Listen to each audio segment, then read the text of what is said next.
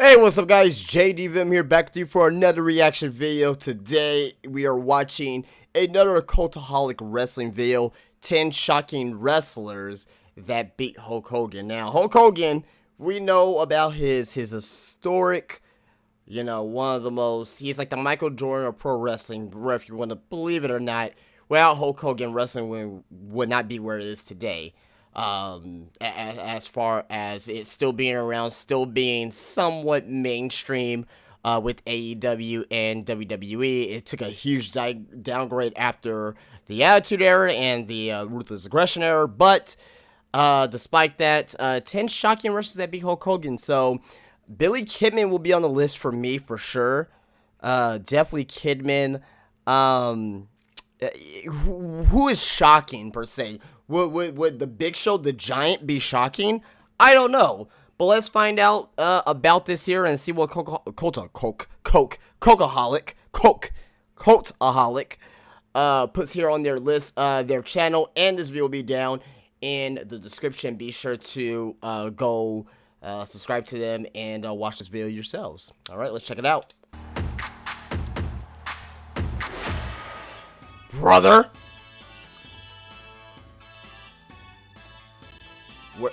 When it comes I was listening. I was like, did they accidentally not put no eye over this video?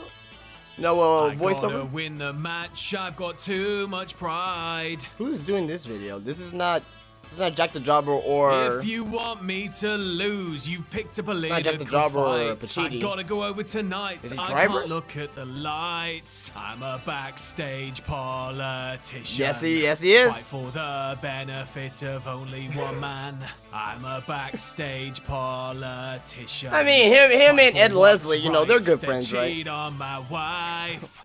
Many wrestlers have been protected over the years, but Hulk Hogan, I mean, would Brock Lesnar be a shocking wrestler? Maybe shocking at the time. During his heyday, was protected perhaps more than any other. The Hulkster rarely lost, and if he did, you better believe he did so. Oh, Paul Orndorff may be on this list. Paul Orndorff. One of the biggest stars the industry's ever I don't know seen. if Hogan did he beat him or was it like a tie or something? And though promoters I don't know. were more than happy to protect their Orndorff's investment, he also regularly had some degree of creative control and could decide who he did the honors for, and more importantly, who he wanted to steamroll past. We will find out right now. He did suffer an occasional L, and though a clean win over Hulk was about as rare as Jack or me doing the office dishes, he has put over some surprising wrestlers in the past, be it by pinfall, submission, or Yokozuna maybe. Disqualification. Now me looking at that, yeah. So drink Yokozuna. your prayers and say your vitamins. King of the Ring '93. Wait, is that right? And join me, Sam Driver from Driver, here we go. Cultaholic.com, as we look at 10 shocking wrestlers that beat Brother.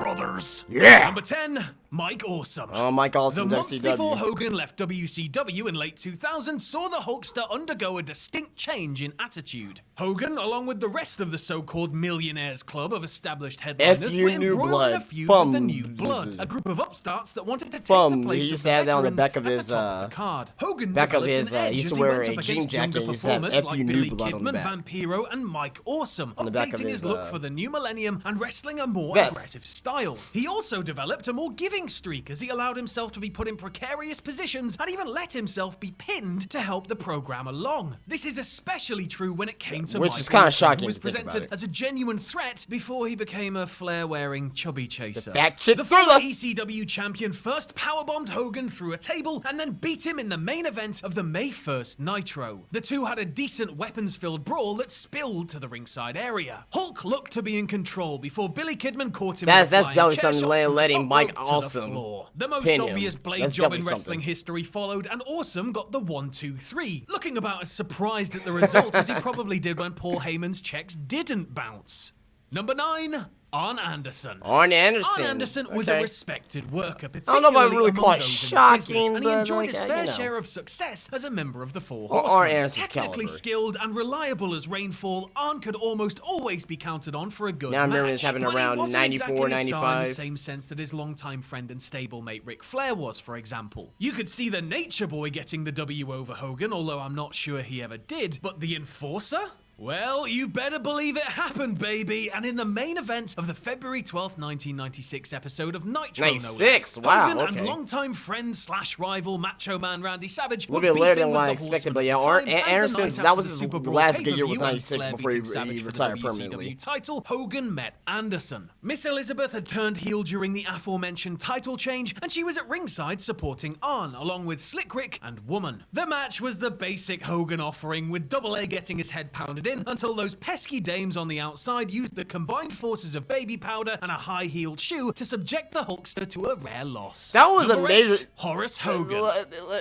That was a major thing back then, was that WCW, they did two things always, and it seemed like reoccurring things back in the mid-90s. One was using a shoe or a high heel of some sorts as a foreign object. Secondly, they used to have wooden chairs, not steel chairs, but wooden chairs. They used to break it over each other's backs. You know, one I remember in particular was the rivalry of Kevin Sullivan, Taskmaster, versus Chris Benoit. I just remember wooden chairs being used a lot with him and Jacqueline and Woman was by the side of Chris Benoit, and I remember their best at the beach. I think it was like 97 match, and just, I don't know, it just resonates with me. But let's continue. What's that I can smell? Is it the sweet, sweet stench of nepotism? The signing of Hulk's nephew, Horace Hogan, was rather transparently something done to keep Hulk happy. He had a decent-ish run in Japan, but besides that, he'd never enjoyed success anywhere else, and to be blunt, didn't have the talent, ability, or name recognition aside from being a member of the Hogan clan to be put into top positions. He was terrible. Not that stopped WCW, of course, as Horace was instrumental in helping Hogan get his win back over the Ultimate Warrior, and was then inducted his own nephew that beat him, right? Uncle and nephew were united against the New Blood in the spring of 2000 when Eric Bischoff placed Horace in a triple threat match with Hulk and Billy Kidman. That match was basically just the Hulkster smashing the cruiserweight about until the filthy animals ran in and Horace turned on his kick, I remember that. Chair and covering him for the pinfall I victory. remember seeing that. Turns out that Bischoff had offered Horace the services of Kidman's girlfriend, Tori Wilson, in exchange for the double cross. Oh, the good old days, eh? When women were currency and having the surname Hogan guaranteed you hundreds of thousands of dollars to do little more than stand around looking bald. Number 7, Sean O'Hare. Yes, I remember this, the Miss America, the Mr. America gimmick. I can't talk today. What's the matter with me? Previously stuck in a so-so tag team with fellow WCW power plant graduate Mark Jindrak, O'Hare came back solo with a new and improved look and character. The devil's advocate who convinced his co-workers to indulge in their sins was certainly intriguing, and O'Hare had the size and youth that the company I always liked his version of the Swanton Bomb, the Shanton Bomb. It was pretty graceful the way he did it. O'Hare was at least involved in top storylines and found himself tangling with Mr. America. And Mr. America was, of course, our favorite Orange Goblin in red, white, and blue. The SmackDown main event was essentially a backdrop for the whole Hogan, Vince, Piper, Gowen drama that was playing out at the time, with the stipulation that if O'Hare won, Mr. America would need to take an in-ring lie detector test, while if Hogan won, Piper would be fired. It was basic, and it was quick, and in the end, O'Hare prevailed. He, of course... Are you Hulk Hogan? No, I'm not, brother! After Terrible Terry left the ring to confront Vince, who was having Gowen arrested. Take him any way you can, I've always said. Not that the victory did much for O'Hare's long-term booking. Number 6, Kurt Angle. See, that's not shocking. That right there's not shocking to me. So the Giant and the Big Show will be on this list. To the conquering hero Billy Kidman, by the nostalgia of I believe he beat Hogan. It will be on this list. Trading in the black and white for the red and yellow once more, Hogan parlayed his resurgence in popularity into an undisputed title run, and was, for a while, the most featured act on the show. Before long, however, Jeff Jarrett? Oh, well, no, not Jeff Jarrett. No, Jeff Jarrett laid down for Hogan, so Hogan won the match. Slipped down the card and was used to help the other rising stars instead. That meant tagging up with the likes of Edge or otherwise putting over WWE's future crop of main eventers. I still can't believe they were tag team champions. That Hogan incurred during this era was to Kurt Angle at King of the Ring. Now don't get me wrong, the Olympic gold medalist is one of the best to ever lace up a pair of boots and was on his way to being a Grand Slam winner. But he had still only been in the business for barely a couple of years at this point, and Hogan never shaved his head, but forced by Edge, man. He did on this night, doing the favors by crying uncle right in the middle of the ring. Number 5, Vampiro. Vampiro!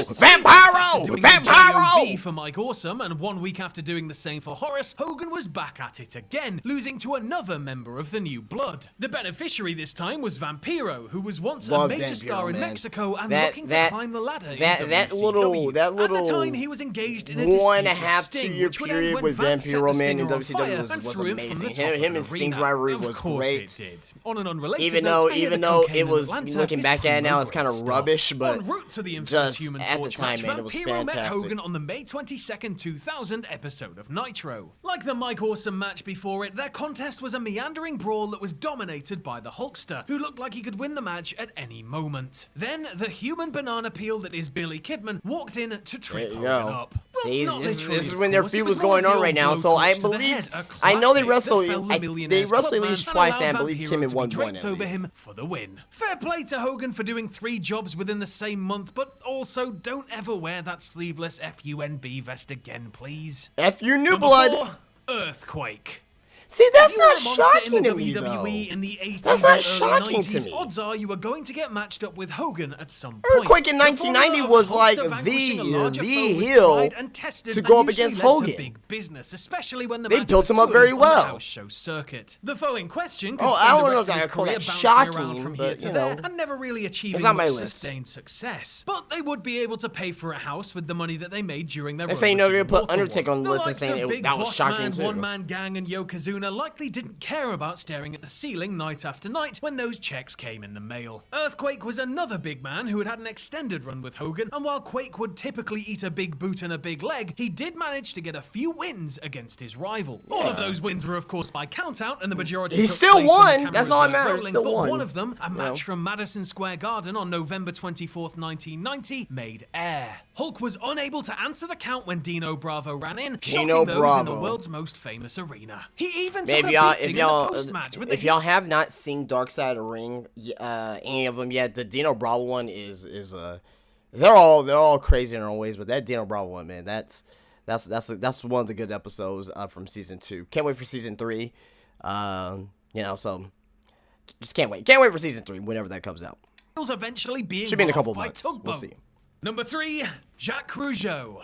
Jacques. If Jacques Rougeau okay, now that's shocking. With I didn't. Any other setting, odds are that he eats a leg drop and goes backstage. I don't remember this. After about 6 minutes. I will say that I don't remember this. 1997, the former Mountie met the Hulkster in Montreal, a place 1997. This was a house. It has been. If it was a house show. Of the window. Rougeau was not only a wrestler for WCW at the time, he was also a promoter and. Yeah, I was saying if they would be in probably in 1990 or 91 or something like that. So whenever there was a non-televised event in Montreal, non-televised, okay. I was like, I know for sure I did never seen this on TV. Often against the promotion's champion. His planned win over then WWE champion Diesel was famously shut down in 1995, leading to a bit of backstage argy-bargy. But old Thunder Lips seemingly had no problem looking at the lights for the hometown hero. Incredibly, Hollywood was the WCW champion at the time, although the match was obviously non-title. And while it was non-televised, bootleg copies have surfaced for years. They show a standard but heated match that Hogan could have won with any number of leg drops, only to get cocky and fall victim to a small package, just like he would many years later with the release of his sex doing the job on a house show. Genius. But you know. One of Hogan's great I remember this. This was on a Saturday Night's Main Event. Ultra intense and charismatic legend. This was on a Saturday Night's Main Event. I think it was by countout though. And then headlined WrestleMania against his one-time partner, Randy's real-life brother Lanny Poffo. Leaping Lanny Poffo, man. Flunky the Genius didn't quite manage to main event any very WrestleManias, very underrated for that matter, but he does hold a significant victory over the Hulkster. The Genius, with his flamboyant theatrics and God, man, just look at the Genius, man. He's so awesome. God, man, if you know wrestling, if you love wrestling, you know what I mean? I figured myself as I don't want to say a wrestling historian. I'm definitely a connoisseur of wrestling. And, just looking back on how great the Genius was it's just amazing. You know what I mean?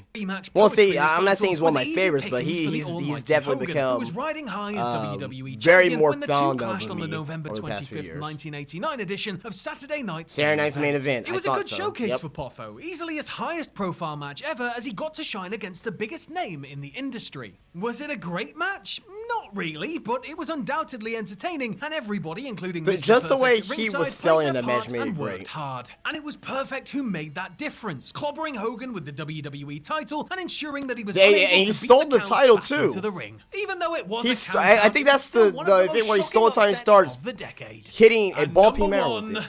The Wall. Billy Kemp is on this list. I remember the Wall. That's the Wall, brother. Alright, okay. Well, I thought Kimmy got a win against the Wall. I was like, against Hogan. Huh? The Wall is one of those oft-forgotten faces of the Monday Night Wars. Not for Someone me. who came from out of nowhere, Not for enjoyed me. a decent amount of mid-level success, and then pretty much vanished once WCW. They were pushing him hard in 2000. They were pushing him hard. They made him seem like a situated about 3 miles away from the ring. They made it seem like the Undertaker or Kane. Anyway, I mean, not the same gimmick, but like just like that undefeated type. Led to a match later in the evening once he undefeated presumably type, commandeered a helicopter build. to get down from his high vantage point. Once again, it was the type of wandering brawl that Hogan was specializing in at this point, with the Wall, who sort of looked like right to center era Bull Buchanan, now I think about it, getting his licks in before setting up a table with the intention of chokeslamming the red and yellow menace through it. That ended up backfiring when Vampiro ran in and attacked the Wall, giving the big man a win via disqualification, before Vamp and Hulk then teamed up to put him through a table instead. Oh, the sweet irony. It's like Shakespeare on steroids, isn't it? Alright, so that is it, guys. That is it. Very interesting video from Cultaholic. 10 shocking wrestlers that defeated Hulk Hogan. Yeah, so their channel and that video will be down below in the description. What you guys want me to react to next? If you made it this far in this video, put The Wall down in the comments. That lets me know that you made it this far in the video. But guys, be sure to leave a thumbs up on the way out. Subscribe to the channel. Be sure to follow me on Twitter. And yeah, that is it. Bye. We'll see you guys later. You guys have a great day. Peace out.